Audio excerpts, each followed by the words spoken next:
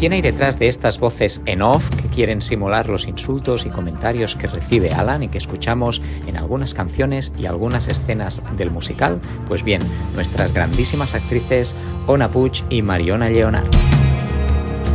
Què te pareix esta otra entrada? Sento com desapareix el mal.